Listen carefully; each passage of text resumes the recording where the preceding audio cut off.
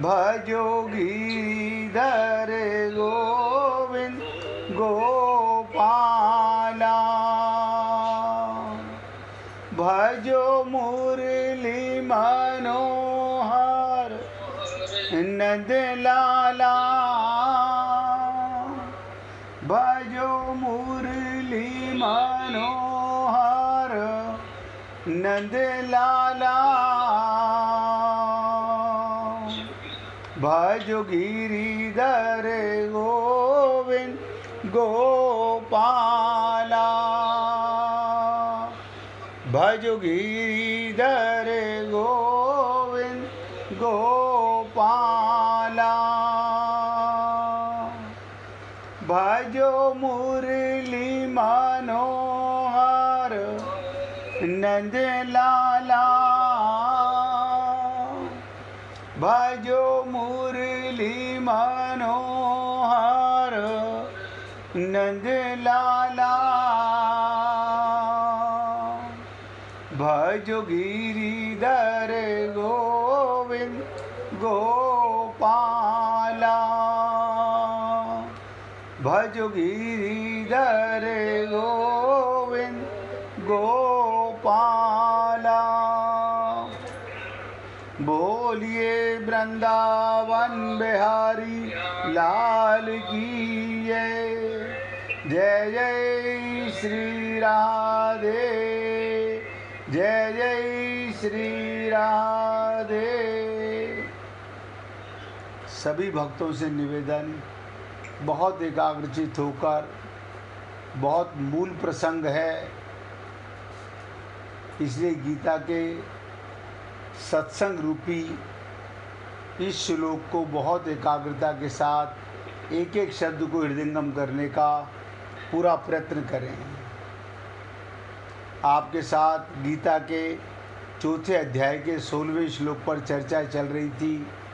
कुछ चर्चा शेष बची तो हमने कहा कल इसकी मार्मिक बात, गूढ़ बात, तृप्ता जी अपने मोबाइल की आवाज़ बंद कर लीजिएगा, बहुत ध्यान से सुने। कर्म योग का तात्पर्य क्या? कर्म योग, कर्म तो सब करते हैं, ऐसा कोई जीव नहीं है जो मनुष्य शरीर में आया हो, कर्म योनि में आया हो और कर्म ना करता हो।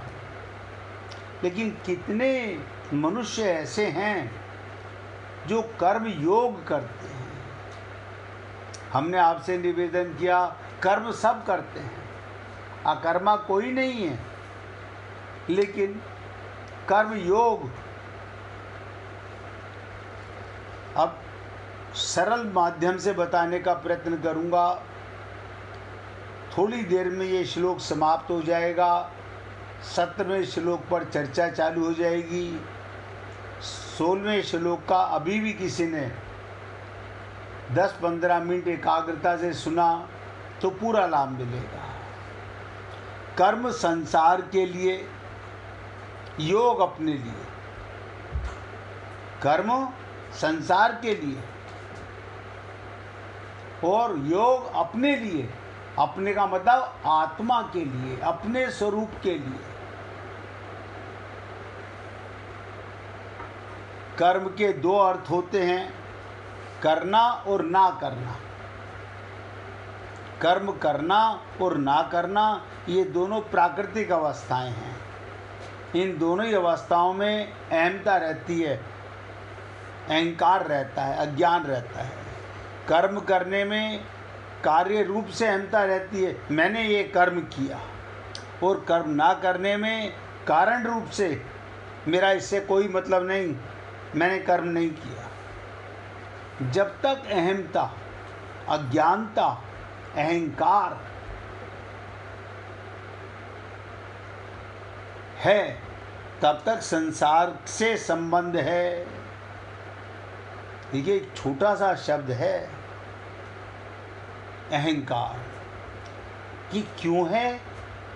आत्मा में कोई अहंकार नहीं है, आपके स्वरूप में, आप में कोई अहंकार नहीं है, लेकिन अज्ञानता में और ये अहंकार किस चीज़ का है? अभिमान किस चीज़ का है? अज्ञान किस चीज़ का है? नासमझी का। जो मैं हूँ नहीं वो मैं अपने को मानता हूँ और अहंकार करता हूँ। किसी को विद्या का अहंकार है, किसी को धन का अहंकार है, किसी को रूप का अहंकार है, किसी को बल का अहंकार है। और जब तक ये अहंकार रहेगा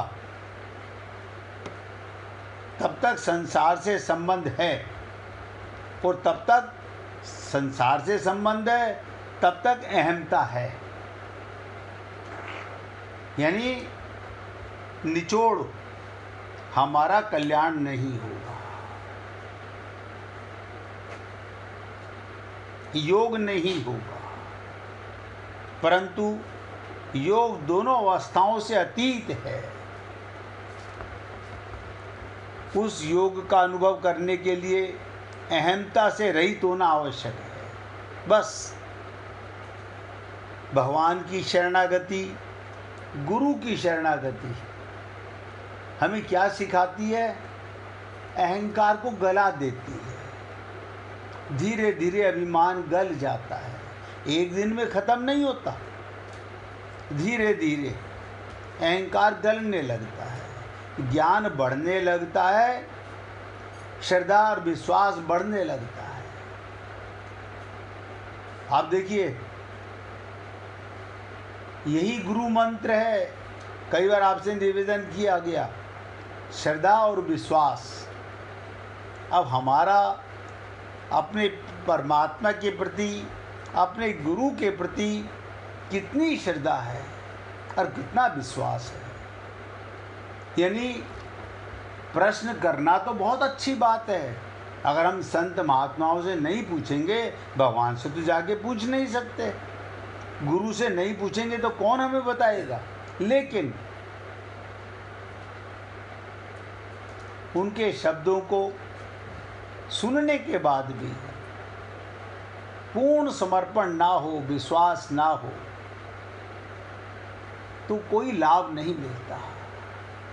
इसीलिए मैंने कहा, उस योग का, परमात्मा का योग माने नित्य योग, यानी मिले हुए भगवान का, कमाल की चीज़ है। भगवान सबको मिला हुआ है, ऐसा कोई जीव नहीं है जिसे भगवान नहीं मिला हुआ। भगवान को पाने के लिए अहंकार गल जाए, अभिमान गल जाए, अज्ञान मर जाए, आत्मज्ञान हो जाए, भगवान की अनुभूति हो जाए। कितना सरल है। यानी एक खोटा पैसा भी खर्च नहीं करना, कोई दमड़ी नहीं खर्च करनी, कोई चमड़ी नहीं खर्च करनी, सिर्फ अहंकार मिट जाए। तो उस योग का अनुभव करने के लिए अहमता से रहित होना सबसे बड़ा आवश्यकता है। अहमता रहित होने का उपाय ध्यान से सुनिएगा। आप और हम सब लोग ये चाहते हैं, मुझे मेरा कल्याण हो जाए, मुझे भगवत प्राप्ति हो जाए, मनुष्य शरीर में आना, संत महात्माओं का सत्संग सुनना, गुरु की शरण में जाना, उनसे नाम दीक्षा लेना। किस लिए? संसार का सामान मांगने के लिए, शरीर का सुख मांगने के लिए ना। मेरी अहमता, मेरा अहंकार, मेरा ज्ञान मर जाए। तो इसका अहमता, अहंकार से बचने का क्या उपाय है? इसे गलाया कैसे जा सकता है? इसे मिटाया कैसे जा सकता है? ध्यान दीजिएगा। कर्म करते हुए, कर्म योनि में कर्म तो करोगे, अथवा ना करते हुए योग में स्थित रहना, सदा भगवान के निमित्त कर्म करना। बस हमारी अज्ञानता क्या थी? हमने अपने को शरीर माना और परिवार को, संसार को, शरीर को भी, मन बुद्धि को भी अपना माना। और यहाँ तक इससे भी ज़्यादा अज्ञानता बढ़ गई। मैं विद्वान हूँ। रावण को भी अहंकार था, मैं चारों वेदों का ज्ञाता, देवता भी मेरे बस में हैं। इस वनवासी की क्या हिम्मत। आप सोचिएगा, भगवान शंकर का शिष्य। अब आप सोचिएगा, भगवान शंकर का शिष्य भी शरणागति में फेल हो गया। और जो शरणागति में पास हो जाते हैं, पूरी श्रद्धा और विश्वास के साथ अपने गुरु और संत महात्माओं के शब्दों को अमृत की तरह पीते हैं, बुद्धि नहीं लगाते। बुद्धि लगाने का मतलब है उनकी बात को अपनी बुद्धि में घुमाना, माने या ना माने, पूर्ण विश्वास के साथ जो मानते हैं। तो कर्म करते हुए योग में स्थित रहना, और योग में स्थित रहते हुए कर्म करना अथवा ना करना, कर्म करना अथवा ना करना, दोनों अवस्थाओं में निर्लिप्त रहना। निर्लिप्त। आप सोचिएगा, हम शरीर से भी निर्लिप्त हैं, लेकिन हमने तो अपने को शरीर माना हुआ है। हमने तो संसार को अपना माना हुआ है, संसार के सामान को अपना माना हुआ है। दो बातें बहुत ध्यान से समझिएगा। अगर शरीर को अपना माना हुआ है, मन को अपना माना हुआ है, बुद्धि को अपना माना हुआ है, संसार को अपना माना हुआ है, तो भगवान नहीं मिलेंगे। मिलेंगे बताओ, मिले हुए भगवान की अनुभूति नहीं होगी। ये मिटेगा, अंधकार जाएगा, तो परमात्मा का प्रेम सामने नजर आएगा। बहुत से लोग कहते हैं आप जो बात बता रहे हो, मैंने कहा मैं नहीं बता रहा, गीता बता रही है। पूजा तो प्रेम होता है, डिमांड नहीं होती। हम मंदिर में जाकर भिखारी की तरह भगवान से कभी ये प्रार्थना नहीं करते कि हे प्रभु, मेरी अज्ञानता, मेरा अहंकार, मेरा अभिमान, मेरा अंधकार मिटा दो। आप बताइए, आप 1.25 करोड़ रुपया भगवान पे चढ़ा दीजिए, वो भगवान का तो ही आप क्या चढ़ा रहे हो? ये अज्ञानता नहीं तो और क्या है? ये अपने आप को अर्पित करो। सर्वसमर्थ परमात्मा केवल आपकी शरणागति चाहता है, आपका और अपना योग चाहता है। जो नित्य योग है वही हमारा पिता है, वही हमारी माता है, वही हमारा पति है, वही हमारी पत्नी है, वही हमारे बच्चे हैं। क्यों? हम जब तक शरीर में परमात्मा रहता है तभी तक उसके साथ रहते हैं। परमात्मा के निकलने के बाद कोई घर में शरीर को नहीं रखता। इतना तो सब विद्वान भली प्रकार जानते हैं। इसलिए दोनों अवस्थाओं में निर्लिप्त हम तो लिप्त हो जाते हैं। अब देखो क्या कमाल की चीज़ है, आप मकान बनवाते हो, भगवान का मकान है, कहाँ बिजी हो? भगवान के काम में बिजी है, भगवान की दुकान चला रहे हैं, भगवान का व्यापार कर रहे हैं, भगवान के बच्चों की सेवा कर रहे हैं, भगवान के रूप में माता पिता मिले, इनकी सेवा कर रहे हैं। अब गुरु क्या करता है? देखिएगा, हम तो एक गुरु में, और गुरु हम सब में उस परमात्मा को देखता है। जो गुरु अपने शिष्यों में और सत्संग करते हुए किसी में परमात्मा को ना देखे, वो गुरु ही नहीं है, वो गुरु ही नहीं है। क्योंकि गुरु तो गु माने अंधकार और रू माने प्रकाश, अंधकार को मिटाने वाला और तुम स्वयं प्रकाश के अंश हो ये बताने वाला, वो गुरु होता है। ये ठीक है, संसार में माया के गुरु, पैसा कमाने सिखाने वाले, छल कपट करने वाले, बेईमानी करने वाले, राजनीति सिखाने वाले बहुत गुरु होंगे, लेकिन असली गुरु जिसका अंधकार मिट गया, प्रकाशक परमात्मा से संबंध बन चुका, वही आपको प्रकाश की तरफ ले जा सकता है। तो कर्म करने से, ध्यान दीजिएगा, कर्म करने से संसार में और कर्म ना करने से परमात्मा में प्रवृत्ति होती है। ऐसा मानते हुए संसार से निवृत्त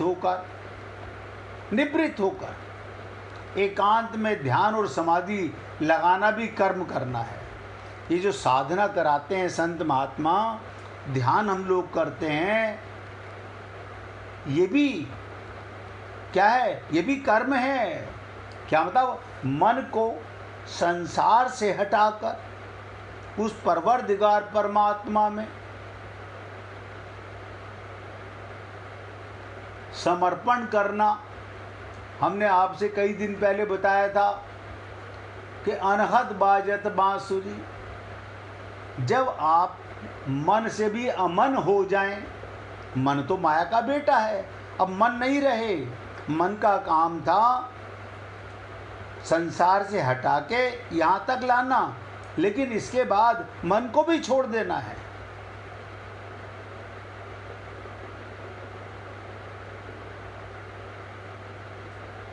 राधा स्वामियों का बहुत सुंदर गुरु मंत्र है, ज्योत निरंजन। बताइए, ज्योत है, आत्मा क्या है? ज्योत स्वरूप है, निरंजन है, उसका किसी से लगाव नहीं है। तो कहने का तात्पर्य है, एकांत में ध्यान और समाधि लगाना भी कर्म करना है। एकांत में ध्यान और समाधि लगाने से तत्व का साक्षात्कार होता है। क्या मतलब? जब मन की तरंग मिट जाती है, जल शांत हो जाता है, आईना शुद्ध हो जाता है, हमारे शरीर का, हमारी ममता का, हमारी कामना का, हमारी आसक्ति का अंधकार मिट जाता है, तो अपने स्वरूप की ज्योत और परमात्मा का साक्षात्कार होने लगता है। लेकिन हम क्या चाहते हैं? इसे कितना सरल है, मंदिर में गए, भगवान के दर्शन कराए। ये तो मन को बहलाने वाली बातें हैं, अपने आप को ठगाने वाली बातें हैं। हाँ, मंदिर में जाके आप संसार को भूल गए, अपने आप को, शरीर को भूल गए, तो सुनिश्चित मान के चलना उस मूर्ति में भी साक्षात्कार परमात्मा ही विराजमान है। उसका दर्श कब होगा? उसका स्पर्श कब होगा? जब अज्ञान अंधकार मिटेगा। इस प्रकार भविष्य में परमात्मा तत्व की प्राप्ति करने का भाव भी कर्म का सूक्ष्म रूप है। मैं परमात्मा तत्व की प्राप्ति करना चाहता हूँ। अब हम लोग जब संत महात्माओं के पास जाते हैं, किसी गुरु के शरण में जाते हैं, तो मन में गुरु जी हमारे को धन तो दे नहीं रहे, कोई हमें ठगी का सामान तो बता नहीं रहे, व्यापार तो समझा नहीं रहे, तो अंदर कहीं सूक्ष्म ये भाव होता है कि परमात्मा तत्व की प्राप्ति के लिए कौन लोग गुरु के पास रुक जाते हैं? ध्यान दीजिएगा, कौन लोग गुरु के पास रुक जाते हैं? जिनको उसका नशा पाने का, अंधकार मिटाने का, अब प्रकाश में आने का नशा लग जाता है, चाह हो जाती है। आप देखिए, आप हम लोग मंदिर में जाते हैं, कितनी देर खड़े होते होंगे? 5 मिनट, 10 मिनट, आधा घंटा। सत्संग के अंदर आप कितनी देर होते हैं? अगर एकाग्र होते हैं तो। अगर सत्संग सुनते हुए भी हम एकाग्र नहीं होते तो आप वही कार्य कर रहे हैं सत्संग में भी जो मंदिर में कर रहे हैं। वहाँ भी इधर देख उधर देख, ये कर वो कर। बहुत से लोग तो उसी समय अपना काम निपटाने में लगे होते हैं और वो जानते हैं, वो ये सोचते हैं कि मैं सुन तो रहा हूँ। सुनते सुनते तो अनंत जन्म हो गए। ये सूक्ष्म कारण है। कारण कि करने के आधार पर भविष्य में तत्व प्राप्ति की आशा है। क्या करने की? शरणागति करने की आधार पर ये हमारी कसौटी है। हम इधर शरण होंगे, उधर तत्व की प्राप्ति। परंतु परमात्मा तत्व करने और ना करने दोनों से भी अतीत है। अतीत का मतलब अलग है, सोच के देखिएगा। अब जो बात बताने जा रहा हूँ उसे और एकाग्रता से सुनिएगा। भगवान खुद कहते हैं, मैं वह कर्म तत्व कहूँगा। कल भी मैंने आपसे कहा था, भगवान कहते हैं मैं वो कर्म तत्व कहूँगा जिसे जानने से तत्काल 1 सेकंड में परमात्मा की प्राप्ति हो जाती है। अच्छा, कल भी आपने सुना, आज भी आप सुन रहे हैं। अब आप सोच के देखो, आप बुद्धि के कटोरे में घुमाओगे, शब्दों को रट लोगे तो परमात्मा तत्व की प्राप्ति नहीं होगी। भगवान स्वयं कह रहे हैं, वो कर्म तत्व कहूँगा जिसे जानने से तत्काल परमात्मा तत्व की प्राप्ति हो जाएगी। इसके लिए भविष्य की अपेक्षा नहीं, मंदिर जाने की अपेक्षा नहीं, किसी धाम में तीर्थ में जाने की अपेक्षा नहीं, तुरंत। आप बताइए, अच्छा सोच के देखिएगा, मैं माचिस को जलाकर मोमबत्ती के धागे में छुआऊंगा, उसे कितनी सेकंड लगेंगी जलने में? एक दीपक से दूसरे दीपक को जलाऊंगा, आप कहेंगे तुरंत जल जाएगा। ये कर्म तत्व का भगवान बताना चाहते हैं। और भगवान ये भी कहते हैं, इसके लिए भविष्य की अपेक्षा मत करना, कोई छल कपट की बातें मत करना। मैं उपवास कर लूँगा, मैं सुंदरकांड का पाठ कर लूँगा, मैं सत्यनारायण भगवान की कथा कर लूँगा, मैं मंदिर में जा कर के देवी जी का जागरण करा लूँगा। अरे सब ठगाई का काम है। यहाँ तो भगवान एक पल में बता रहे हैं। और भगवान ये भी कह रहे हैं, ये आज अभी इसी वक्त हो सकती है। बताइए, इसलिए मैं आपको, आज 4था दिन हो गया है इस श्लोक पे चलते हुए कि भगवत प्राप्ति कल पर नहीं, लेकिन हम ये सुनते सुनते भी इधर देख उधर देख, सुन ना सुन, एकाग्रता नहीं।